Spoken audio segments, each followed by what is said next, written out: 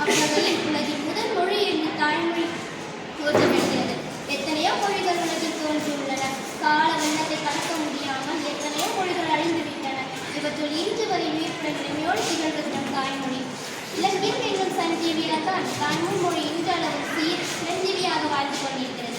தொல்காப்பியம், அகத்தியம், கட்டுப்பாட்டு, எட்டுத்தொகை, மூதுரை, கொன்றை வேந்தர் போன்றவை தம்முடைய பெருமையை பறைசாற்றுகின்றன. உலகமே போற்றுகின்ற திருக்குறள் பல மொழிகளில் மொழிபெயர்க்கப்பட்ட பெருமை தமிழ் மொழியின் இலக்கிய இலக்கண வளமே பற்பல இலக்கியங்கள் படிக்க முன்னோடியாக திகழ்கிறது. தமிழ் மொழியின் தொன்மையான இலக்கண நூலான தொல்காப்பியம் எழுத்து, சொல், பொருள் ஆகிய மூன்றுக்கும் இலக்கணம் கூறுகிறது.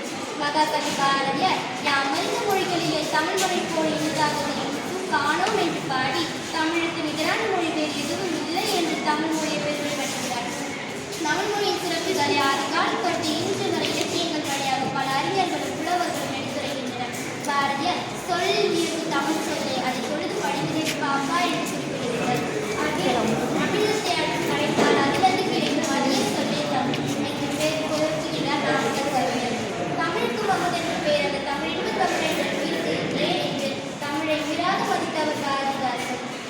தமிழ் மொழியை மதுரமான மொழி என காவி சக்கரவர்த்தி கவி குறிப்பிடுகிறார். வெளிநாட்டில் பிறந்து வளர்ந்த ஜியுக்கோ தமிழை நேசித்தார். தமிழ் அழகில் மைமறந்து போன ஜியுக்கோ தன் கல்லறையில் ஒரு தமிழ் மாணவனுடன் கிரானில் பதிவு சொல்லி மறைந்தார். எங்கள் வாழும்